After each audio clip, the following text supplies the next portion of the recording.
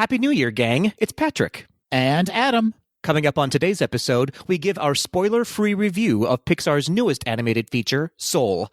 As always, we discuss the latest Disney news, and we close out the show with some quick D. All that and more on today's episode of Gays Do the D. To all who come to this happy place, welcome.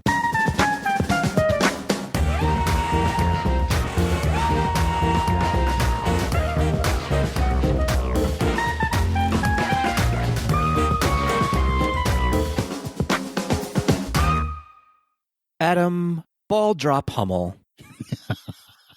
It's a medical condition. It's true. It's a metaphor and a delightful event as well for everyone to see. Oh, Patrick McRib Kazuki. Ooh, is the McRib back? What a glorious start to the new year. How else do you herald in 2021 but with a processed meat sandwich slathered in sauce and some pickles and onions and wrapped on a hoagie? Are we sure it's meat, or is it just from an animal, and who can say what it is? They have to put meat in quotes for the commercials. It's M-E-E-T. Yeah, and rib is spelled R-Y-B for some reason. Those millennials, I tell you what. Do you enjoy McRibs? I've had one in my life, and I didn't need it again. It's so soft, it's unsettling for me. You know? That's what most people say after sleeping with me.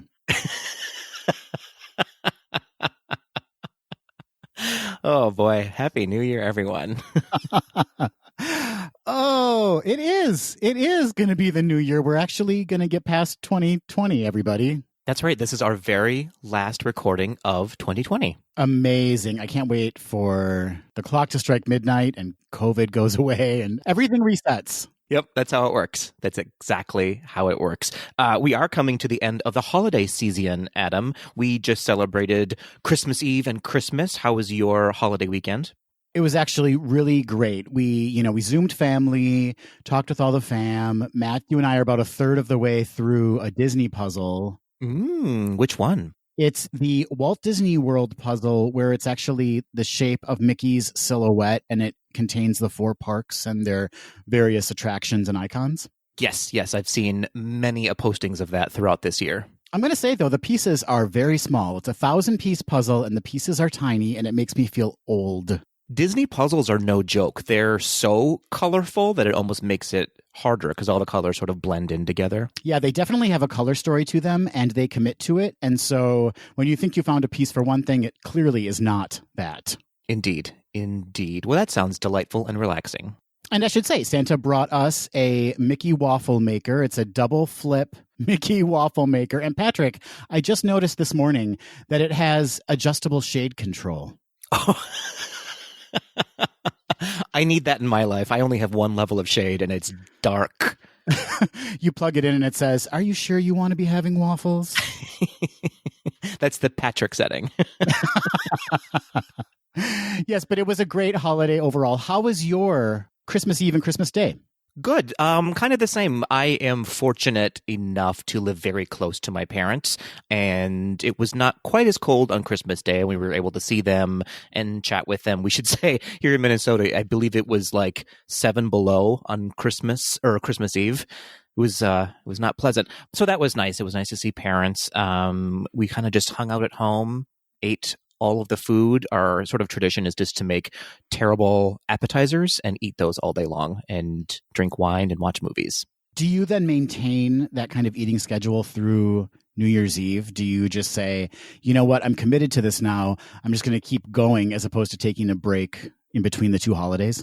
100%. Our fridge is stocked full of leftover appetizers. We also bought a holiday meal from a local restaurant here in Minneapolis. And so we have so much food. It's an embarrassment of food right now. So we are fortunate enough to have a very relaxing, very loving, very family-oriented holiday.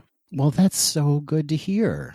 Isn't it great to hear? And we are recording on the 26th. It's the first day of Kwanzaa. Happy Kwanzaa, everybody. I believe Hanukkah is over now. So we have Kwanzaa to celebrate and then New Year's Eve and New Year's Day. Can I go back to Christmas for a second? We got to talk presents. Were there any Disney-themed presents you want to mention?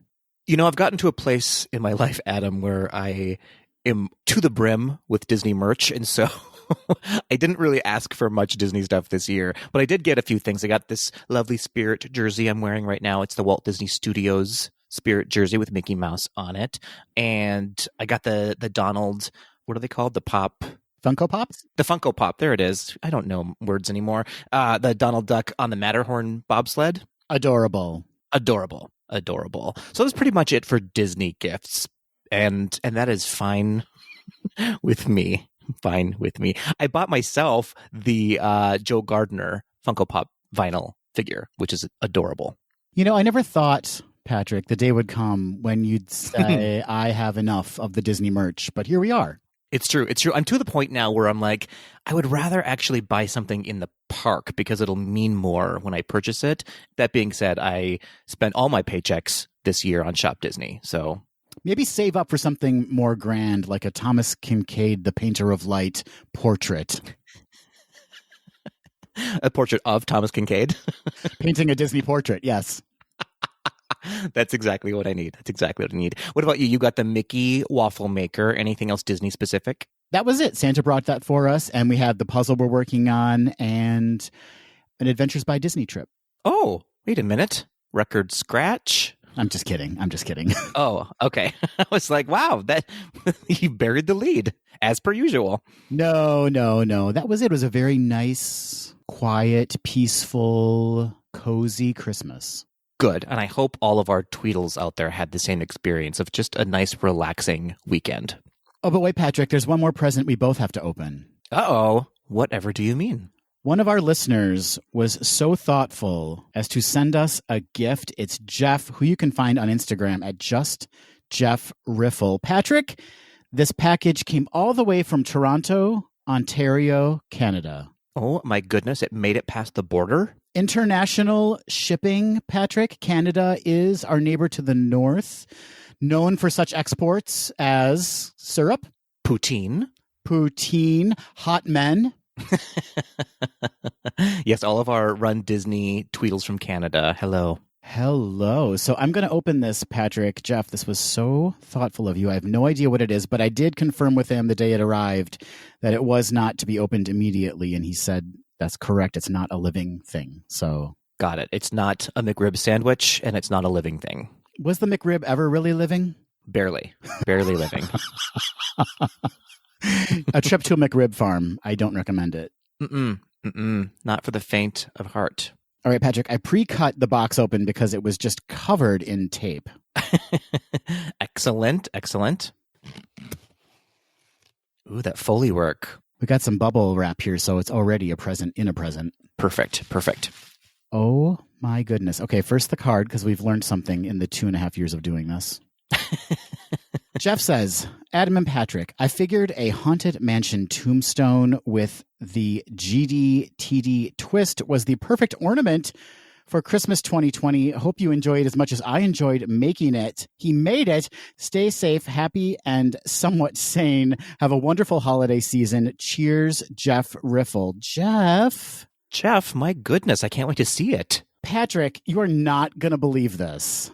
I already don't. People giving us gifts is unbelievable to me. There's one for each of us. Jeff, how very dare you? I can't believe he made this. At some point, Adam's going to show it to me, but he's going to look at it for 57 minutes. Sorry, it's really hard with my virtual background setup. Can you see that? I can see the design of it, but I don't know what it is. It's a tombstone from the Haunted Mansion. It's an ornament. Oh, it's an ornament. Excellent. It's beautiful. And it says Grim Grinning Gay. I love it. The beautiful wreath above it as well, so it's a holiday ornament. We'll take a picture of these and post it to our Instagram because, Jeff, these are exceptional. Absolutely. You could sell those for sure. And I might put it on eBay. It's hard times these days, you know? Yeah, I mean, what else are you going to do with it? You're going to hang it on your tree? No, I'm actually going to keep that up all year long. Yeah, Jeff, this is really beautiful. Thank you so much for thinking of us. And I'm really blown away by this. It looks incredible. Yeah, absolutely. Thank you so much, Jeff. And we should mention, we also got a beautiful holiday card from our friends Paul and Doug, who we had the pleasure of meeting in Disneyland, which seems like 8,000 years ago. They sent us a beautiful holiday card. I sent Adam a picture of it because he didn't have it in his hands. So thank you so much for that. We have the best Tweedles, don't we? We also got a card from JJ, who we met in Disneyland. You guys are the best. Guys and gals, absolutely the best. We adore you. We're so thankful for all of you. We are. Thank you so, so much. Well, moving on, Adam, now that we've talked about presents, let's talk about the past, shall we? For this week in Disney history. Wow. I mean, when you got it, you got it. Yes, let's talk about the past. 32 years ago, on December 30th, 1988, Pixar Animation Studios released its third animated short, Tin Toy. This was the first testing of photorealistic Render Man. The short won the Academy Award for Best Animated Short, and the short and the character, Tinny, is believed to be the inspiration for the movie Toy Story. I was obsessed with that short. My first introduction to it came in a VHS compilation of several Pixar shorts, and it just seemed like mind-blowing that they could even create that. This short escaped me when it first came out. I was about 7 years old, so it absolutely was not on my radar, but it is still a fantastic piece of animation. History. Animation history, Patrick. Animation history. And of course, as we said, it sort of inspired the Toy Story movie. In fact, Tinny was almost going to be the Woody character in Toy Story.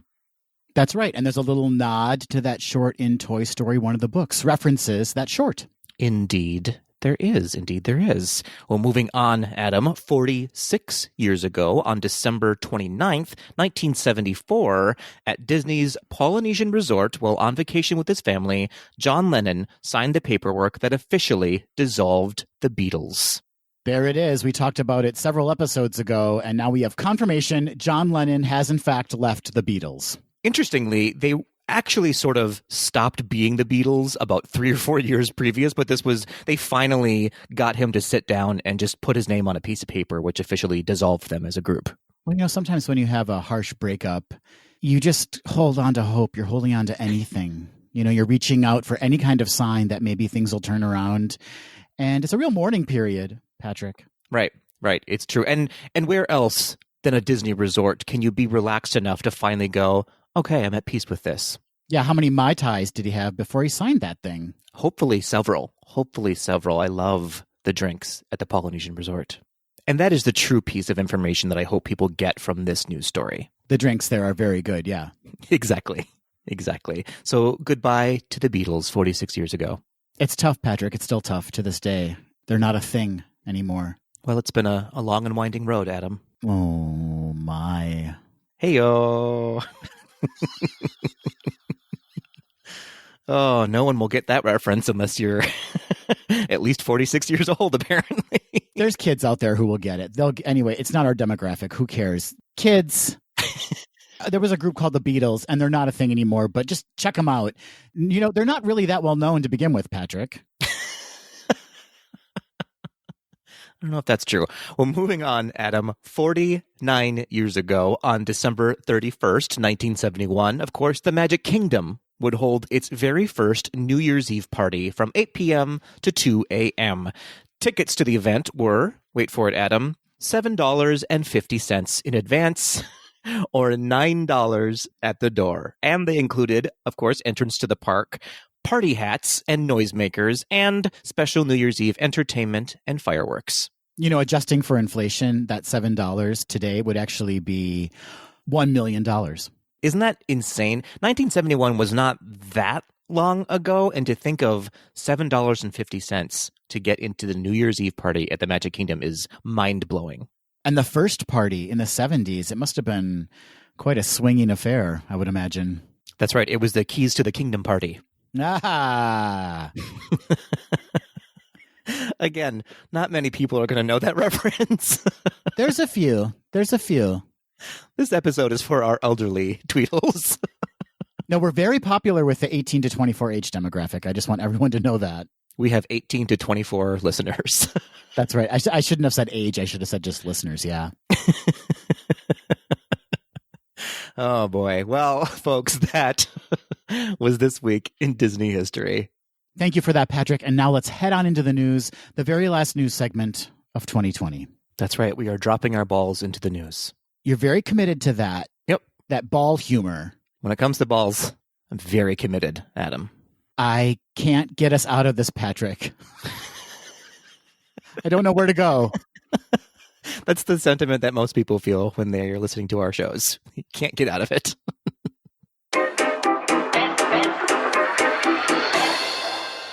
The Walt Disney Company has rolled out a new set of environmental goals for 2030, focusing on 5 main areas: greenhouse gas emissions, water, waste, materials, and sustainable design.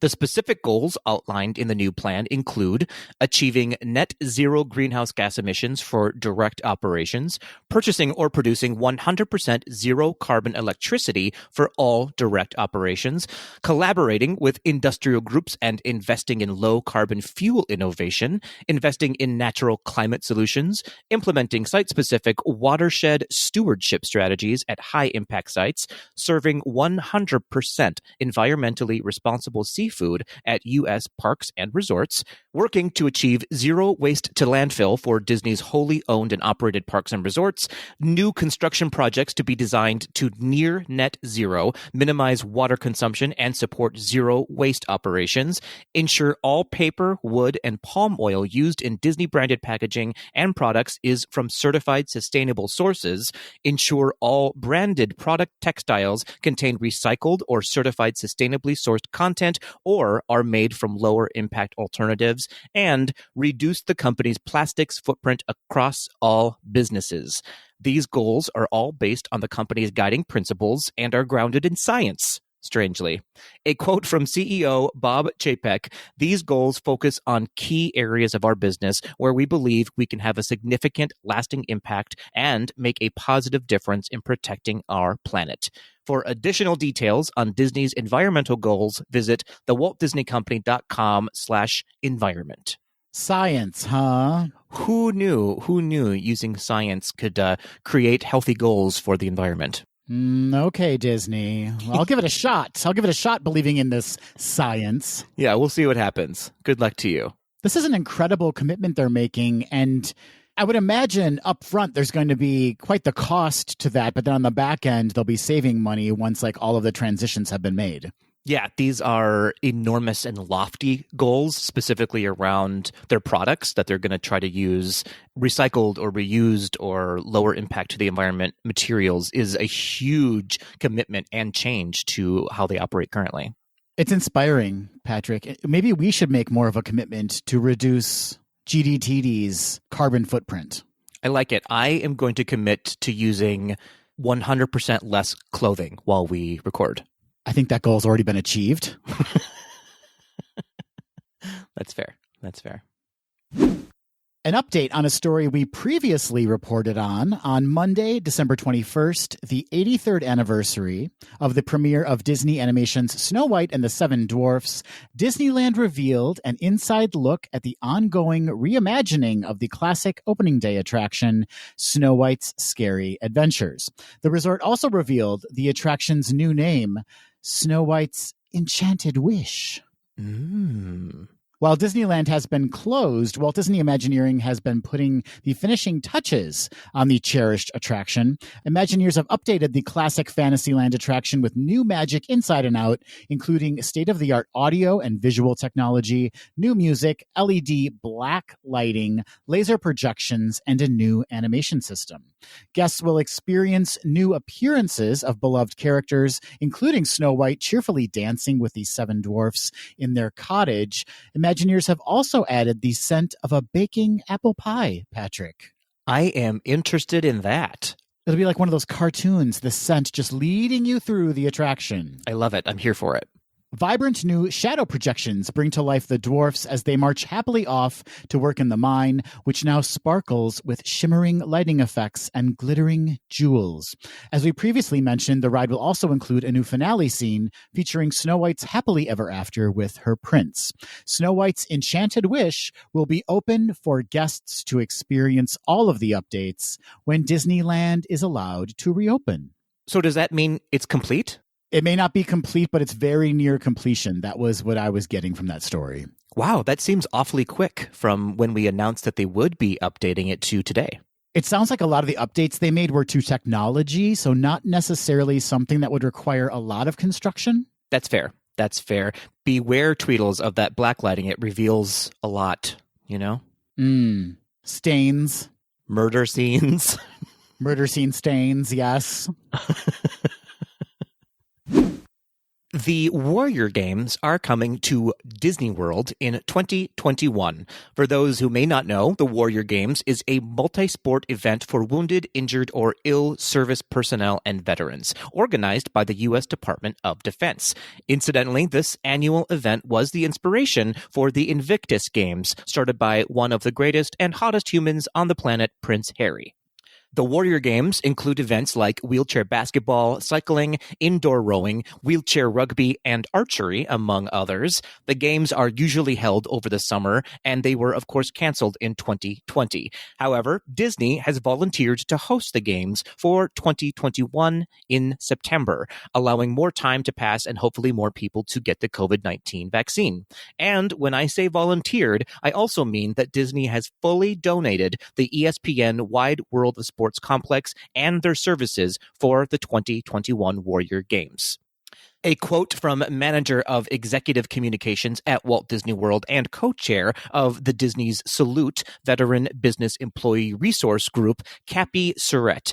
These games truly embody and celebrate the resilience and dedication of wounded, ill, and injured active duty and veteran military service members. And this event provides an opportunity for families, friends, and supporters to see these incredible wounded warriors shine.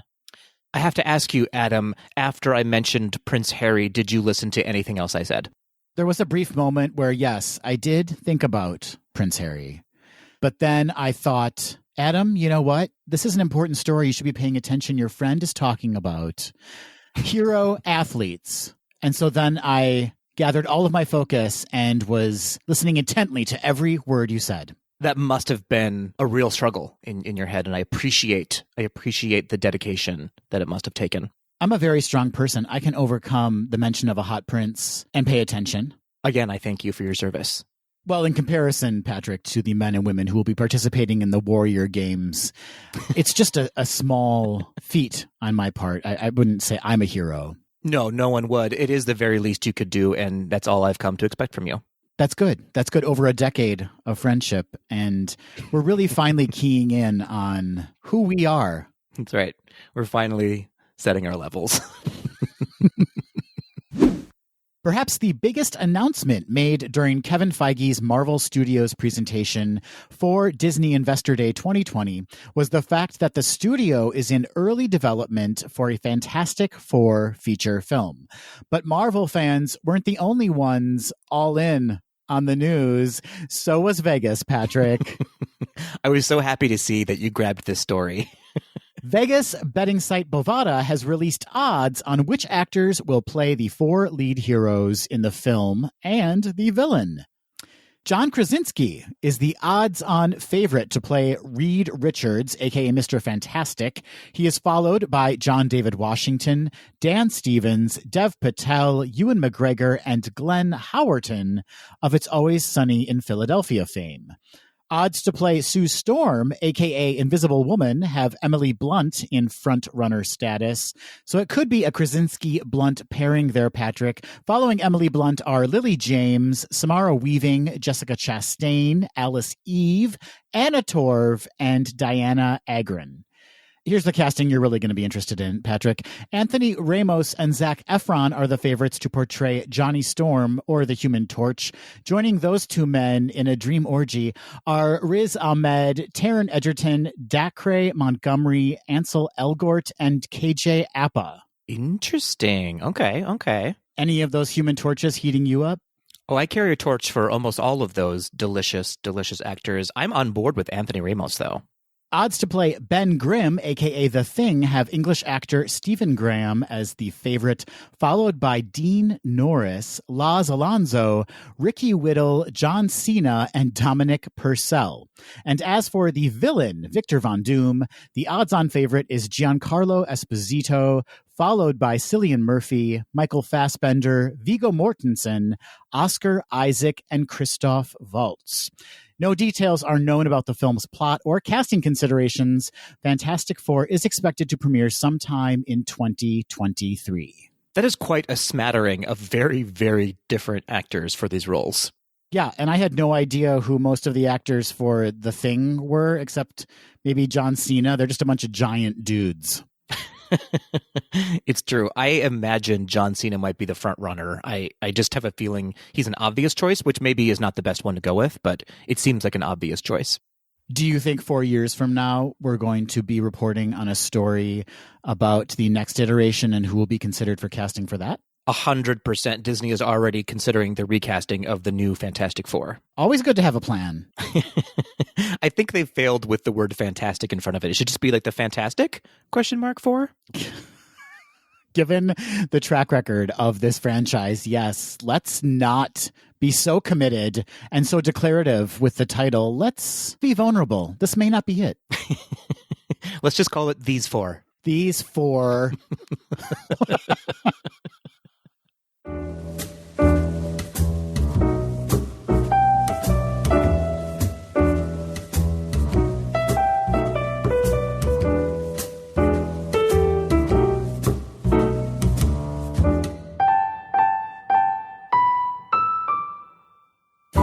Oh, hello, Adam. Well, if it isn't my friend, Patrick Kazuki. It's been so long since I've done the news with you. At least 3 seconds. How are you? I'm hanging in there. You know, as I told you offline, and offline is a term we use, listeners, when we're not recording. When we were offline, I admitted to Patrick that I had had so many sugar cookies prior to recording, and you know, there was a real bang when we started, and already I feel like I'm faltering, I'm slipping, I'm losing it. You've hit your sugar wall. I hit a sugar wall, and it was a hard hit. Well, Adam, we've come to the end of 2020. Pause for celebration. But 1 year ago, we were in this same position, although across the table from each other, not across the city from each other, discussing Star Wars Episode 9, The Rise of Skywalker. Wow. I keep saying this, and it's cliche by now, but that feels like an eon ago, a different generation ago. We were different people, for sure. It was a past life, Patrick. That's right. I was 9 pounds lighter. I was 90 pounds lighter. And here we are in our slippers, drinking coffee, struggling to get through the day. But there is a spark, Adam. There is a spark amongst us, and that is the new Pixar Disney animated Soul. I feel sparked. Do you feel sparked? I feel very sparked. I am so grateful that Disney made the decision to drop this on Christmas Day, free of charge to all Disney Plus subscribers. What a gift for us. It really was a gift. I was actually saying that after I watched the movie last night, that they didn't have to do this, right? They could have just said, we're going to go the way we are going with the rest of our releases that'll be on Disney Plus, is that it'll be a premium purchase. But they decided to give everyone a little gift to end the year that we've all had together. Yeah, and while it would have been great to have seen it in the theater, obviously that just really isn't an option right now. The only people I feel sorry for are the creatives behind it, because they didn't get like the fanfare or the full like release spectacle that most Pixar films do. That's a fair way to look at it. That is an absolutely fair way to look at it. I imagine I will be seeing this in the theaters when they do release it in the theaters. I think there's still plans to have it come out when things are safe again. So knowing what I just saw last night, I absolutely want to see this film on a big screen. Yes, it's made for a big screen. Indeed, it is. So if you haven't guessed it, folks, our mid-segment today will be Adam and I discussing a spoiler-free review of the new movie, Soul. That's right. We're not going to reveal anything. So if you haven't seen the film yet, I mean, come on. We've all seen it, right? But yeah, you know what? We may have listeners that haven't yet seen it. So if you have not seen it, don't worry. We're not going to spoil anything for you. And if you want to just join along in the conversation and agree with everything we're saying, as I know you will, pause now, watch the film, and come join us again. Take your time. We'll be here when you get back. We'll be here for a very long time, in fact. So as Patrick mentioned, this is a Disney and Pixar film. It's Pixar's 23rd film, Patrick. It is Pixar's 23rd film, and it's just a little glimpse at our past. Their 22nd film was Onward. Oh, man, that film I loved, but will always be associated with just before quarantine. Exactly. That's what I mean. Again, it seems like that was 10 years ago, but it was this very year that we were discussing Onward. Soul was originally scheduled for theatrical release in the U.S. on June 19th, 2020, and then it was delayed to November 20th, 2020. And then, as Patrick mentioned, and as we all know, it was finally released on Disney Plus on Christmas Day. And building upon this being the 23rd Pixar animated film, it should be noted that, very importantly, this is the very first Pixar animated film that features an African-American man in the main protagonist role, which out of 23 movies, that's not a lot. That isn't a lot. No, there has not been a lot of diversity in Pixar's leading characters. It's true, and it's only the second person of color to have that same distinction. I'm thinking of Miguel in Coco. So Disney Animation and Pixar Animation have a lot of catching up to do. Fortunately, it seems like several of the projects lined up coming out soon really focus on more diversity in its leading characters. Well, that's a little background on the film. There's, of course, much more that could be discussed, but we don't have 8 hours to talk about it. So we encourage you all to do some background research. There's a lot that went into this movie. Before we jump into the creative team, Adam, what was your overall impression of the movie Soul, if you had to summarize it down? I loved it. Great. I'm trying to hold my cards close to my chest, Patrick, because I don't want to blow my wad right at the front of this review. But I will say that this is like a masterpiece, in my opinion. The animation is phenomenal. They have clearly taken a giant step forward. I feel like there were things that they were doing in this film that I had never seen before, and also things that they were really experimenting and having fun with it. And so visually, it is next level, beautiful realism, surrealism. There are really a lot of elements coming into play here that really made it a visual feast, if I'm allowed to say that, Patrick. You are absolutely allowed to say that. Yeah, I 100% agree. I absolutely loved this film. I had a sneaking suspicion that I would, but I always temper my expectations, or I try to, at least going into a new Disney or Pixar movie. And it took me in directions that I had no idea it was going to go. It was unexpected, the storytelling. The messages were unexpected in such a great way, and I applaud the team behind the story. It was such a inspirational and beautiful story, and visually, of course, it was fantastic. But more specifically, the sound of this movie was nothing I have heard before in a Disney or Pixar film, and I was very pleasantly surprised by that.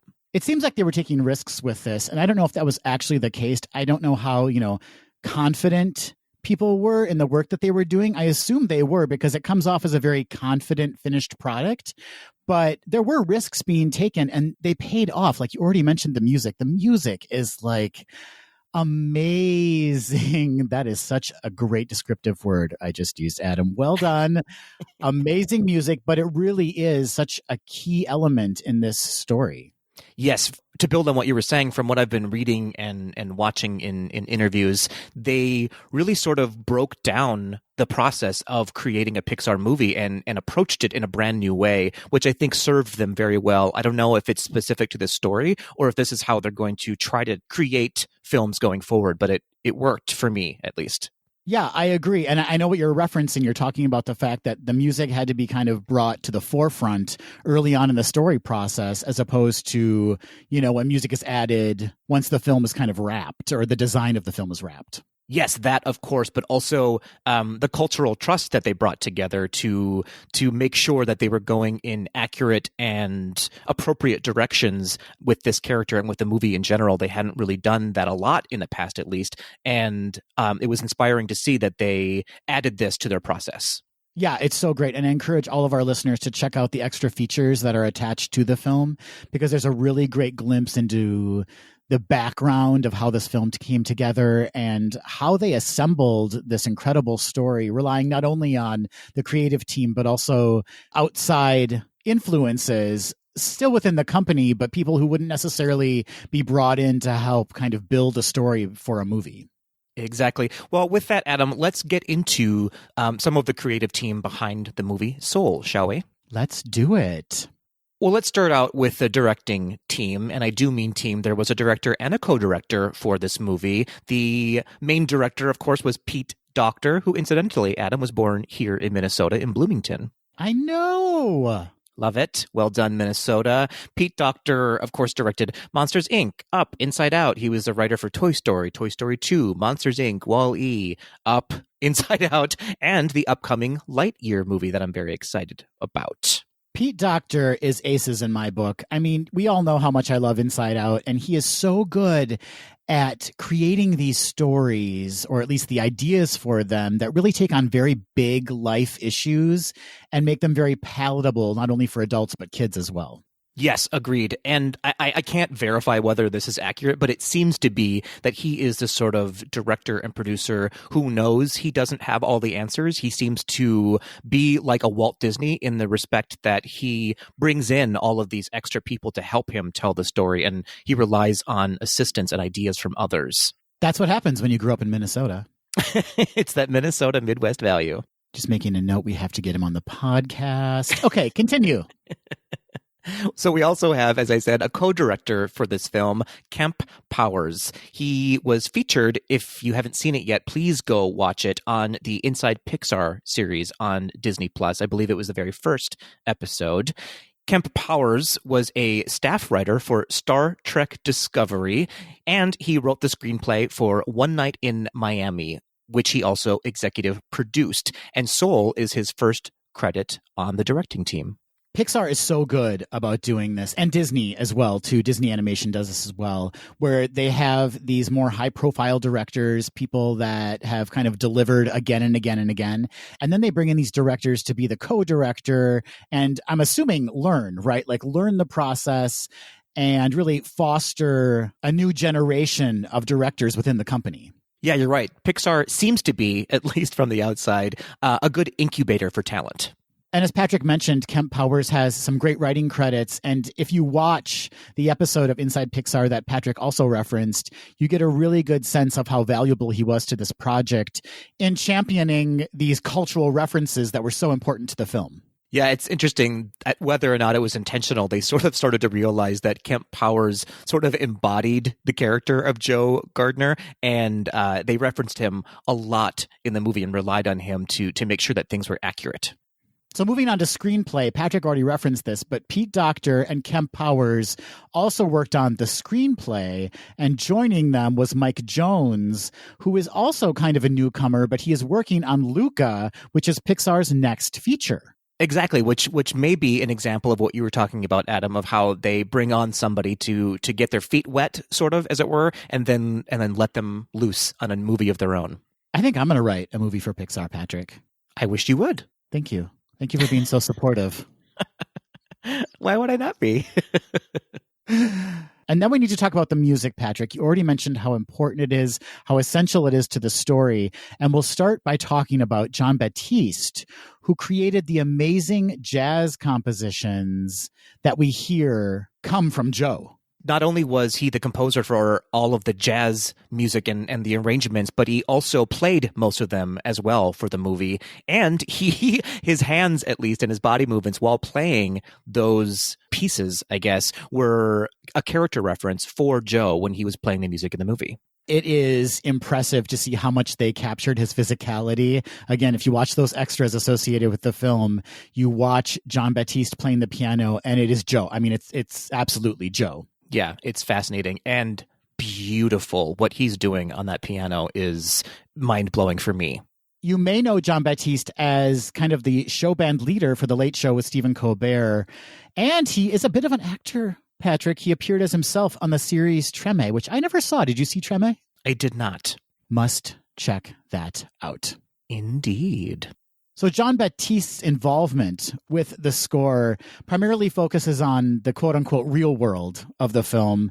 And then when we're talking about the youth seminar, which we'll get into, and The Great Beyond, we kind of move into a more modern type score, I would say, which was composed by Trent Reznor and Atticus Ross of Nine Inch Nails. That's right. We should say the Oscar-winning team of Trent Reznor and Atticus Ross. When I told Matthew that after the fact, he had no idea. It kind of blew his little mind. He couldn't believe that Trent Reznor was a composer for Soul. Yeah, it's pretty funny. It's an unexpected choice, but what a delightful choice. Trent Reznor also served as composer for the series Watchmen, for the film Bird Box, for Gone Girl, for The Girl with the Dragon Tattoo. So yeah, he's been around the block when it comes to creating scores for film. Right. He is no newcomer, that's for sure.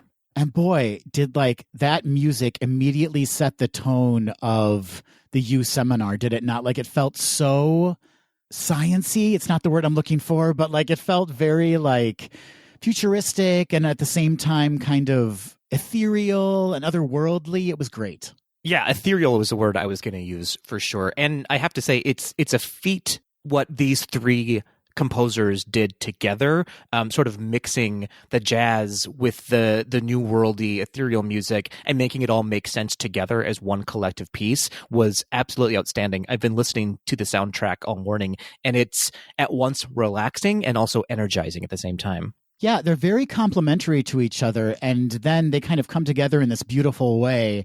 And Jon Batiste's jazz score also has this ethereal element to it. You know, I think a lot of times when we think of jazz, well, there's all different styles of jazz, as we know. But in particular, when we're talking about improvisation in jazz, you know, it can get very erratic and you can't really key into anything. But I think what Jon Batiste did with the score, he made it very accessible so that even if this is someone's first introduction to jazz, there's something there that they can really key into. And it's just so beautifully done.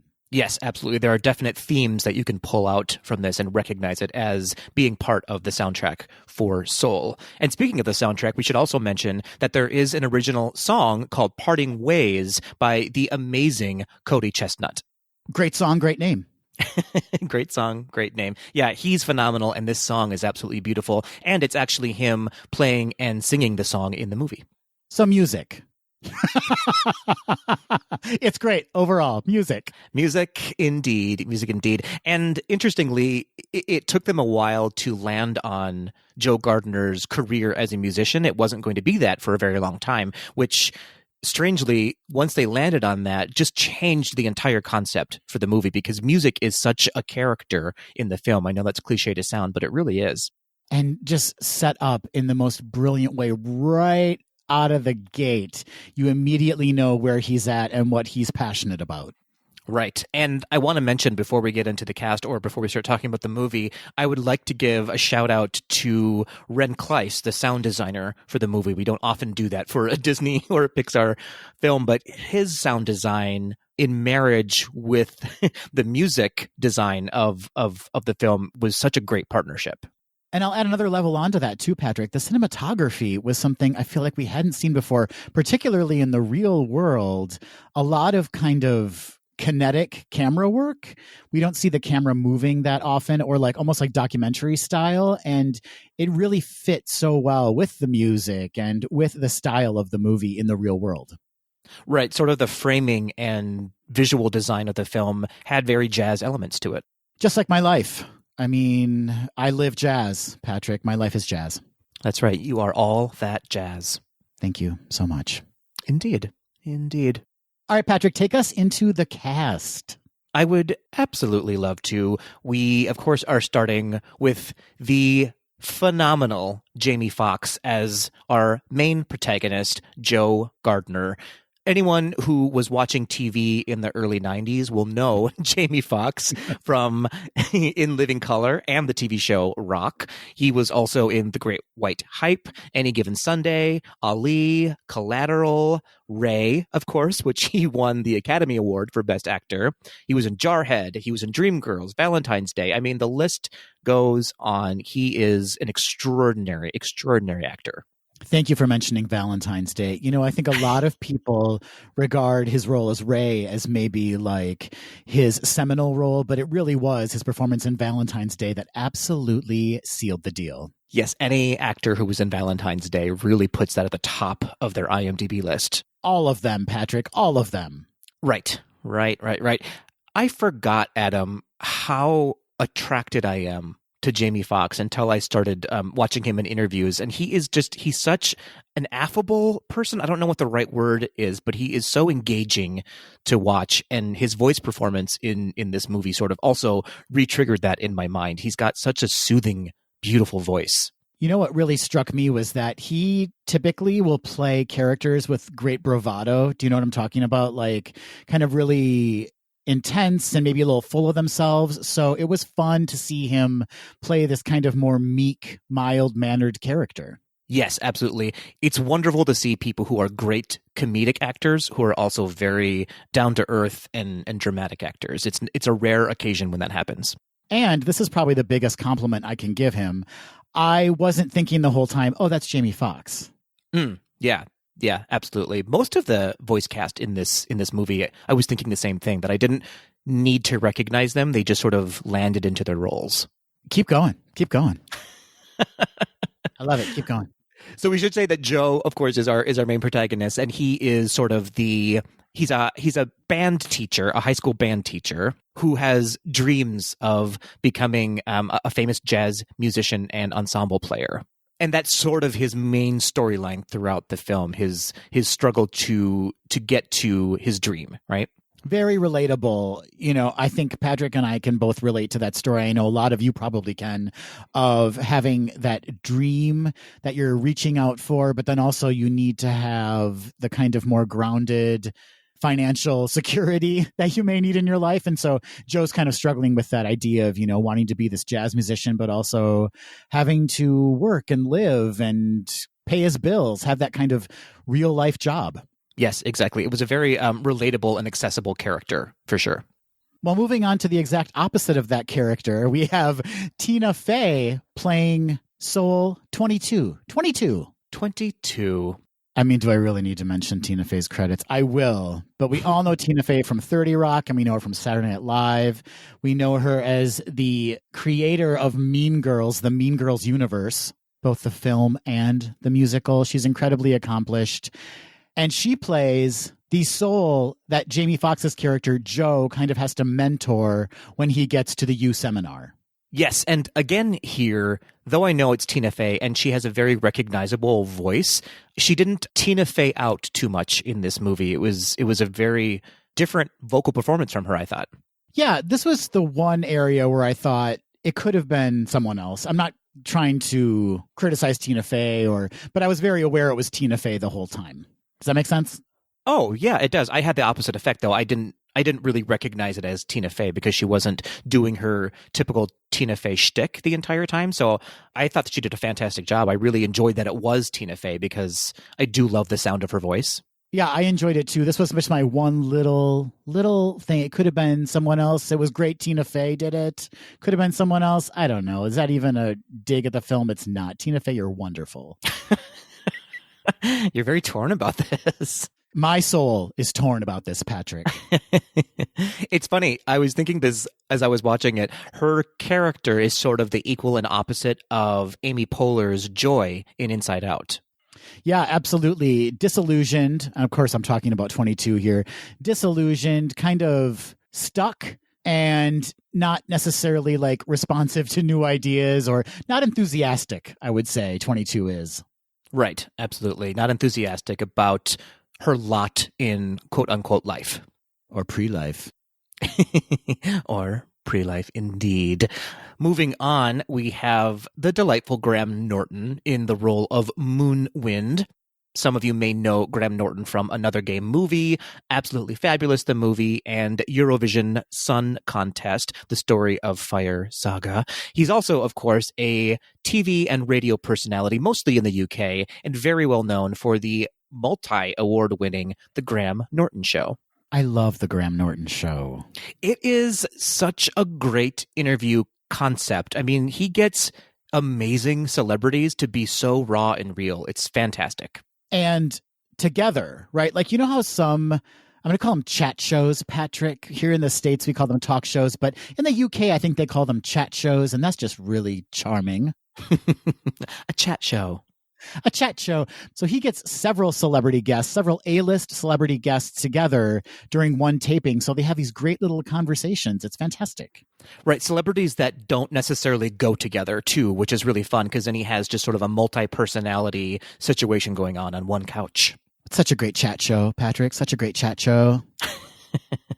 Indeed. It is. So, as I said, Graham Norton plays Moonwind, who's sort of this, I don't know, won't call him a hippie, but just sort of a new age, astral projection kind of a character. It's very funny. I had no idea that this was going to be in the movie at all, but it fit so well. His character did. And a great way to kind of introduce another concept of accessing soul. Like, here's a character who can be a bit of a punchline, but in a real way is very beneficial to the plot of the film and very helpful. And so funny. It was a great use of Graham Norton for sure. Yeah. And like the introduction of accents all over this film. I loved it.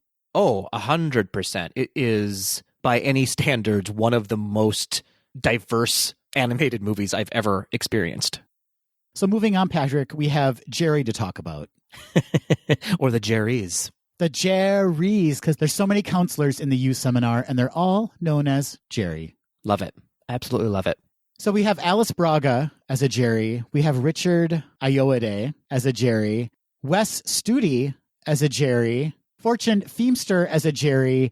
And Zenobia Shroff as a Jerry. Again, such a diverse collection of people playing sort of the same character, and they all work together so well. It was a real treat for the ears, I think, for these characters. It was great that Disney kind of found a way to make them, again, we're going to go back to ethereal. You're going to hear this word a lot.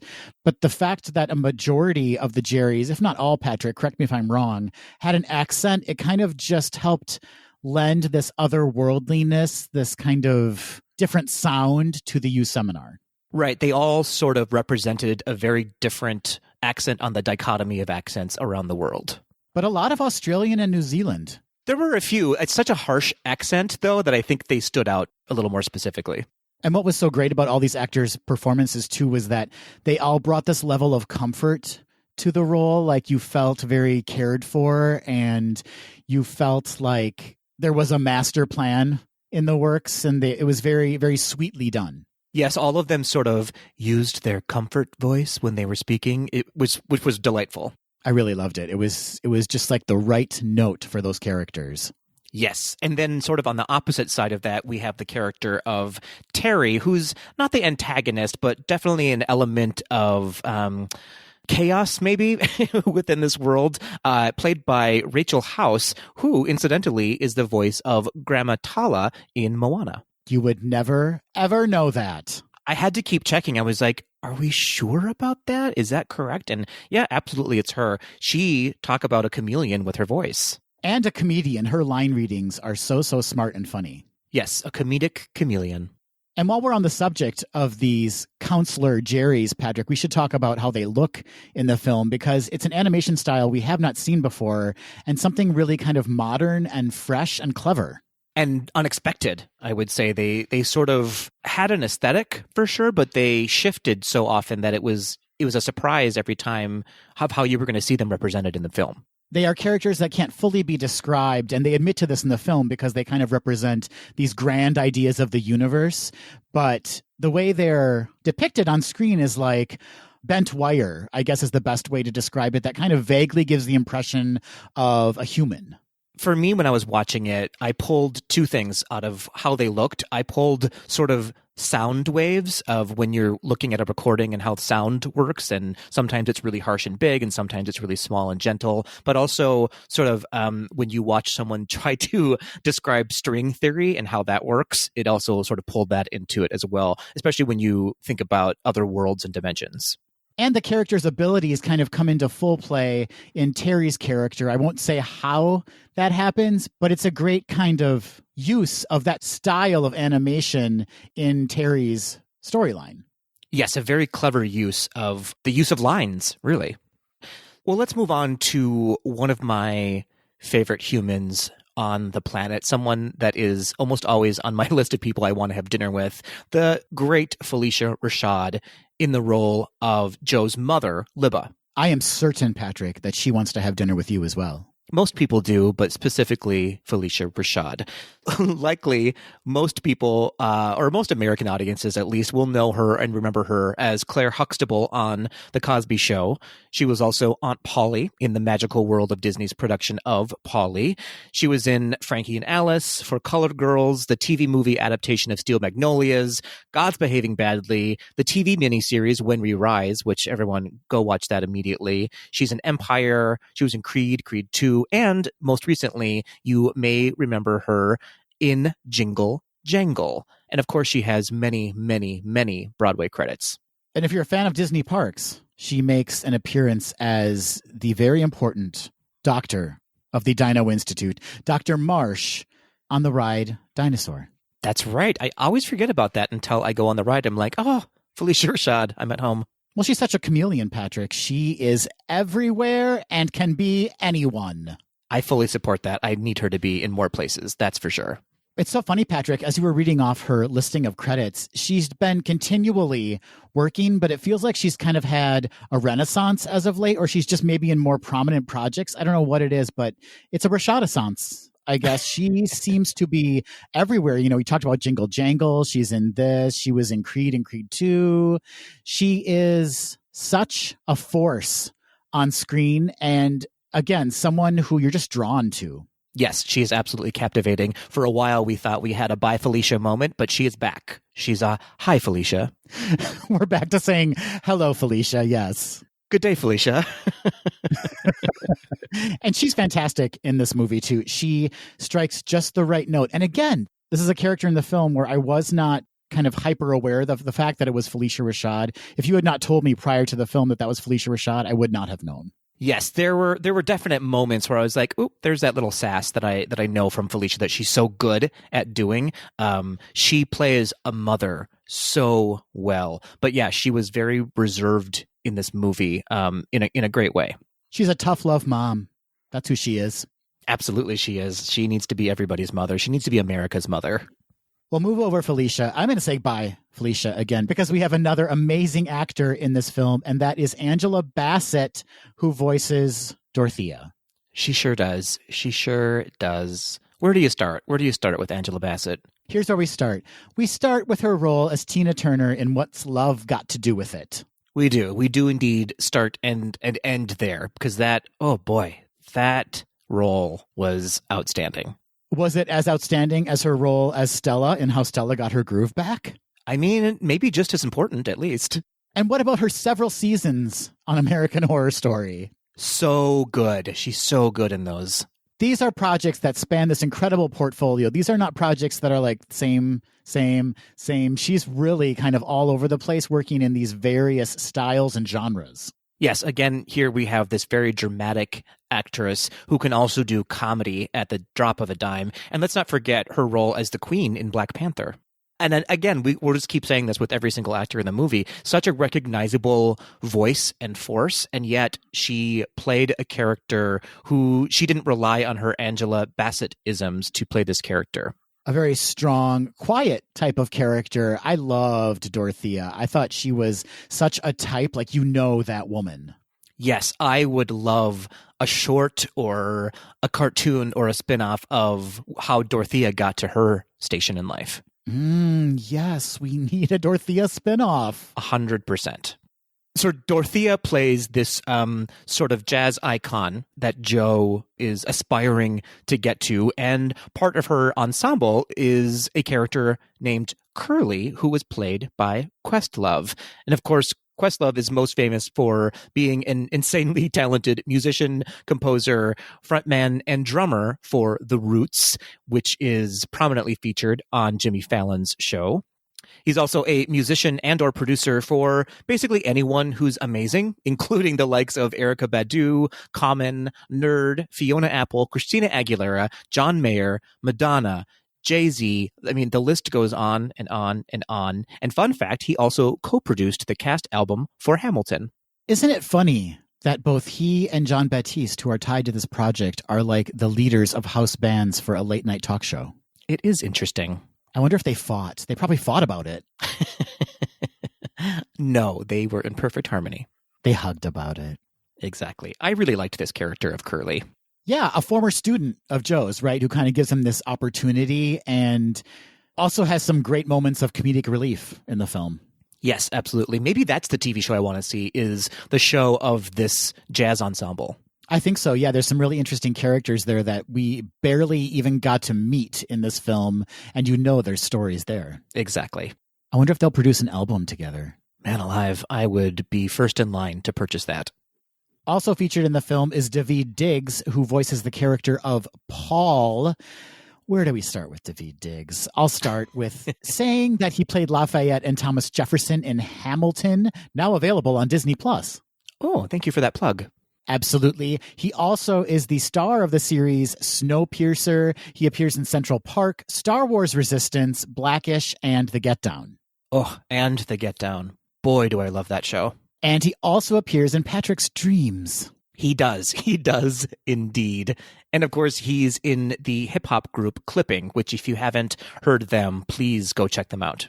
And while we do not see a lot of Paul in the film, he plays a very important role as kind of a naysayer, as kind of a block to people's dreams. I won't get into too much detail about it, but he is kind of a negative force in the film. Yeah, it is an important role, but you could also say that it's sort of a cameo appearance by Daveed Diggs. And part of that cameo is set in this really important scene in the movie where Joe goes to the barber shop, which, again, if you go and watch that Inside Pixar episode, they talk a lot about this specific scene and how it's so important to the story, but also just sort of culturally to the experience, the Black experience that they are trying to portray here in the movie. It was really fun to watch, and I was glad that I had that sort of background information before I watched this scene, because I maybe noticed things that I wouldn't have noticed before. There's a way that conversation happens in that barbershop that is assisted by a plot device that we can't talk about, but gives it a new perspective. Or if you're a person who isn't familiar with the kind of importance of a barbershop in a Black community, it kind of helps facilitate the introduction to that experience. Does that make sense, Patrick? I'm kind of tiptoeing around it.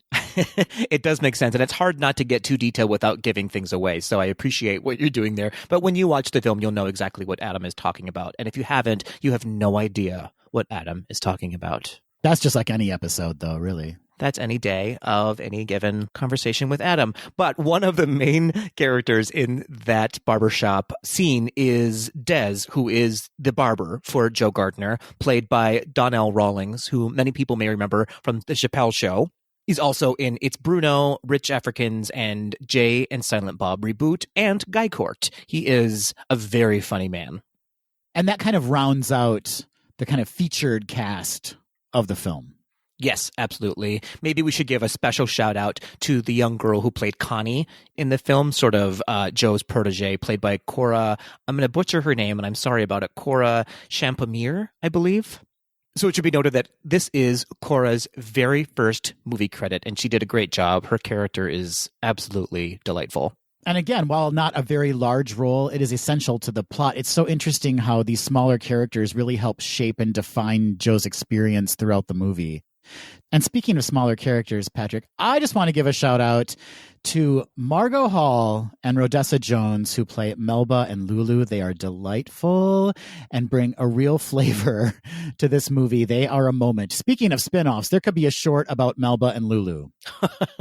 There should be, yeah. They play sort of Joe's aunties in the film, and they are just a joy.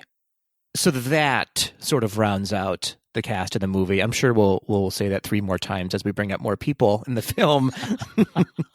But it strikes me as we're talking about these amazing, you could say legendary actors and voice actors, how it's been a while since we've talked about such a diverse cast in a Disney movie, specifically a animated movie for Disney and Pixar.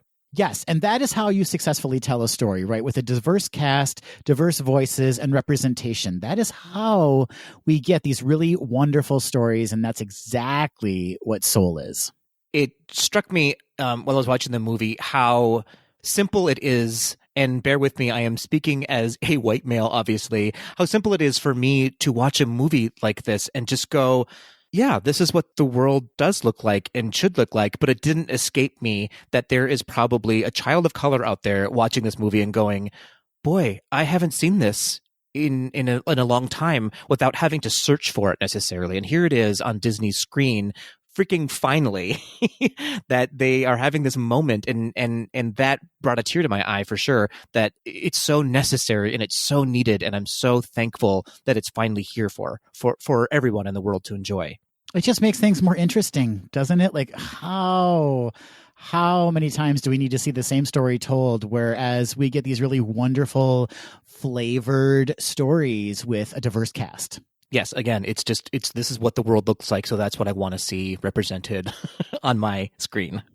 So, Patrick, what have we not talked about? What can we still talk about? What are we still allowed to talk about without giving anything away? Such a good question. Here's something that struck me while I was watching the film is the use of, I'll tiptoe around this, some of our main voice actors in different forms and in different characters, and how that must have been a little bit of a storyboarding nightmare to figure out who was speaking when and what voice they were using. Yeah, absolutely. There were some logistics that went into that. Yes, some scripted writing logistics for sure. And I imagine they use different takes sometimes of who was saying what and when and through what body. And the editing must have been a bit of a trick. Oh, but how successful is that moment when Joe's talking to his mom? I'm not going to talk about the conversation, but that is such a moment. That is specifically the moment I was talking about of that editing and how well done it was. As I was watching the film, I was wondering how, it's not a traditional children's movie per se. It is definitely a family-friendly feature. But watching this film as a middle-aged man, I was clearly very taken with it, and it was such an emotional experience. But I couldn't help but wonder, as Carrie Bradshaw couldn't help but wonder, what would children take away from this movie? Yeah, I kept on seeing a lot of mentions online about people going, wow, what a different take from a Pixar movie. And yes, that is accurate. On the same side, they haven't shied away from using adult stories to tell a family-friendly movie, if that makes sense. I don't know if my words made sense there. But this, out of all of the Pixar films, I would say, has the least kind of like cartoony, comedic moments for kids to really key into. Does that make sense? Yeah, I almost said it wasn't as fantastical as a movie like Onward, right? But there are absolutely elements in the movie that are not set in or on Earth.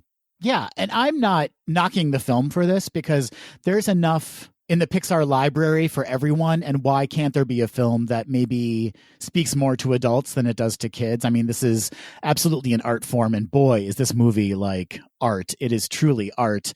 So why not have a movie that maybe just speaks more to adults than it does to kids, because the next one down the line will be more for the young ones in our lives.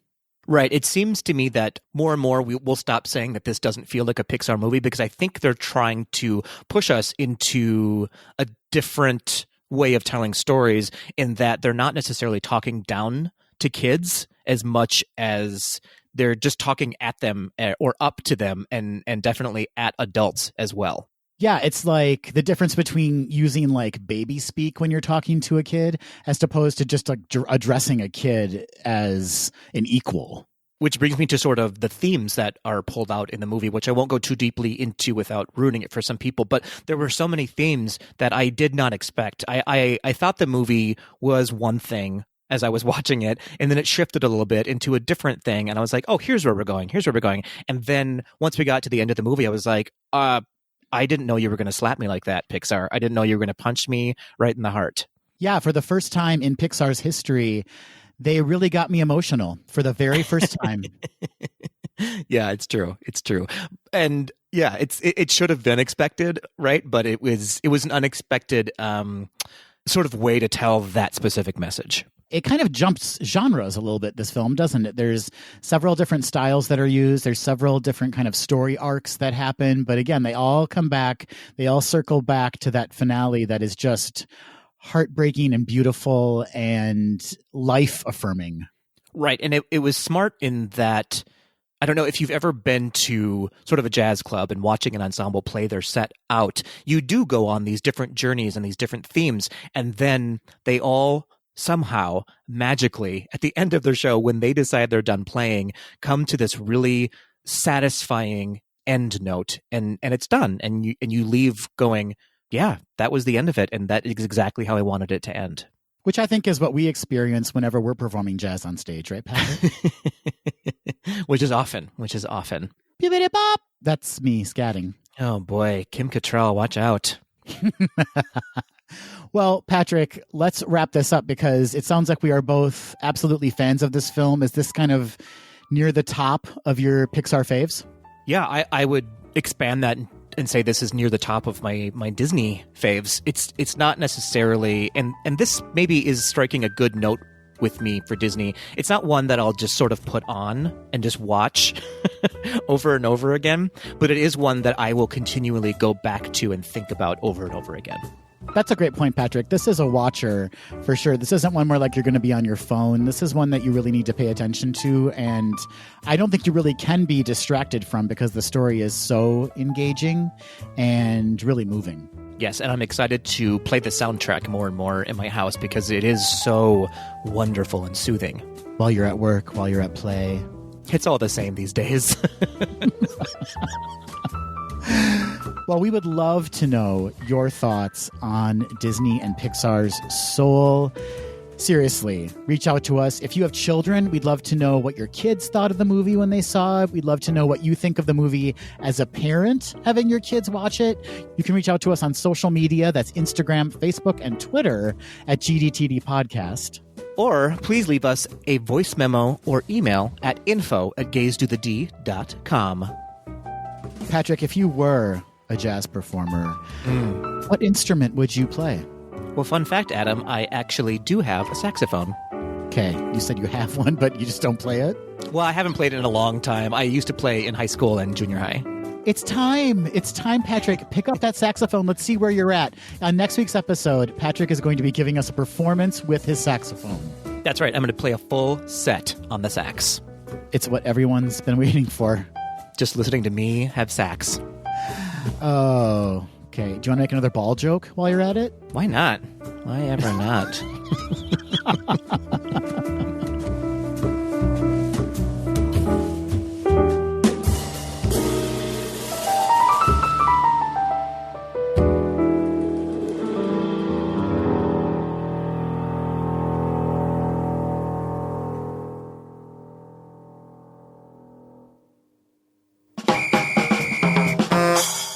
Hey, Patrick. Hey, Adam. I like getting musical with these. Well, I mean, you were inspired. Soul inspired you to riff on that classic holiday tune and also to pull out your saxophone next week. I know we all cannot wait for that. Whip out that sax. Have you cleaned the spit valve recently? Oh, I do quite often. Often.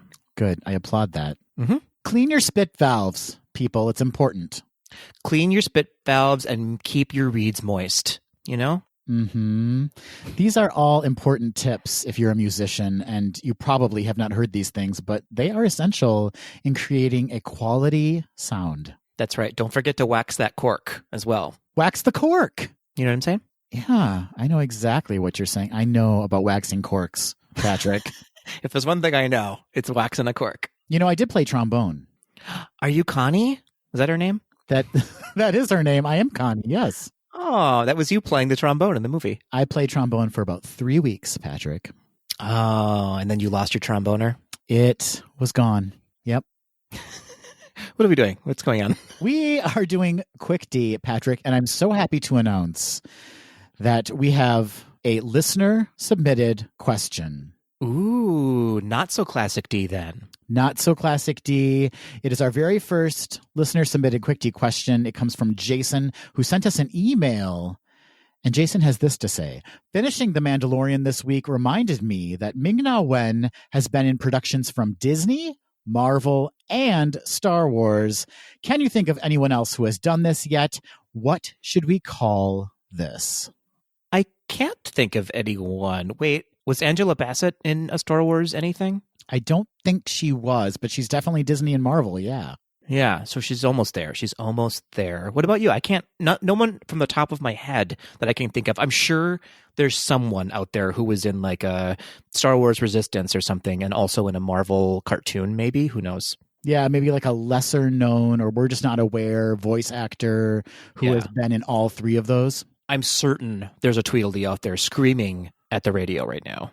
Yeah, let us know. Please stop screaming, first of all, because you'll want to protect your vocal cords. It's not good for you. Right. And I realize I just said at the radio. What is this, 1992?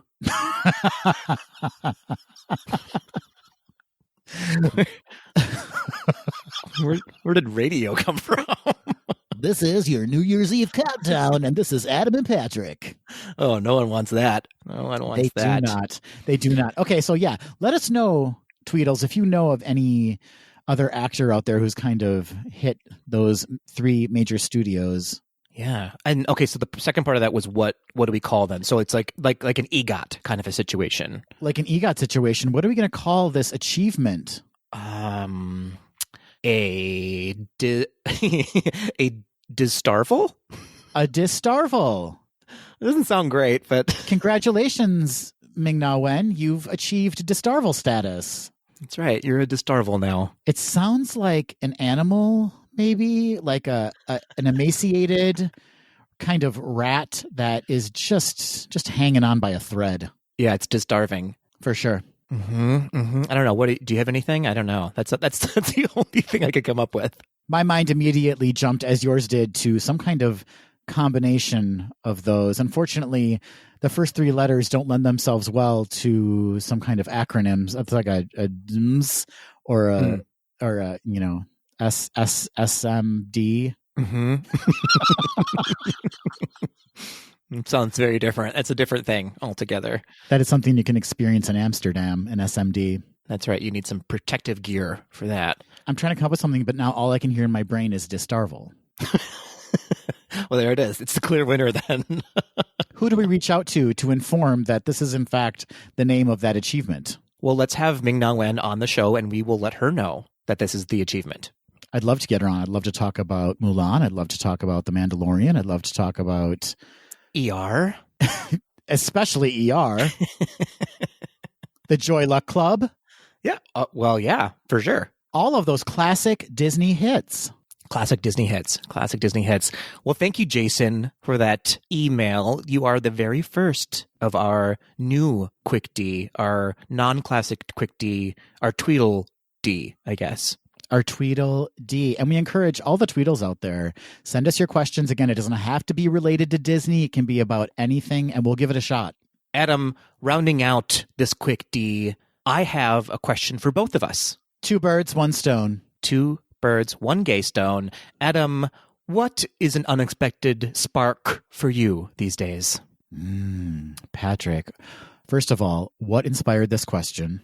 Could it have been the movie Soul? Could have been the movie Soul. What sparks joy for me? Or just what's an unexpected spark that we maybe don't know about? Well, you know about sugar cookies, so I can't. But that spark fades quickly. It does, and it's a mess when it fades. I wouldn't say it fades as it so much just like ends abruptly and nauseatingly. It comes to a full stop. Okay, what sparks for me that you may not know about? There's nothing grand about this, Patrick, but I'm going to admit it here on the podcast, and that is discovering new cleaning products. I fully know what you mean. when you find something that you're like, this is the one that's going to really get things clean, almost as if you're cleaning your soul, so to speak. This is the one that's really going to take care of things. There's nothing better, and I know it's probably a bunch of chemicals I don't need, but if there's like some kind of delicious scent attached to it, oh my, that's for me. Yeah, I totally understand that. That is relatable. Thank you so much. Patrick, what about you? What sparks for you, my friend? As of late, I would say finding a really good barbecue sauce. Oh, are you on the hunt?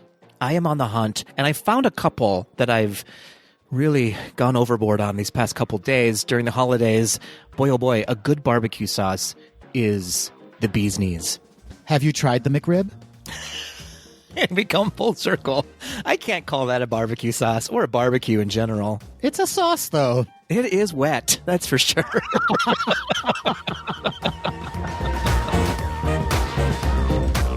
That will do it for this episode of Gays Do the D. Thanks for listening. To become a patron of the podcast, visit our website at gaysdothed.com/donate. For a donation of any amount, you can receive exclusive Gays Do the D content and help us continue to bring you the very best Disney news and discussion.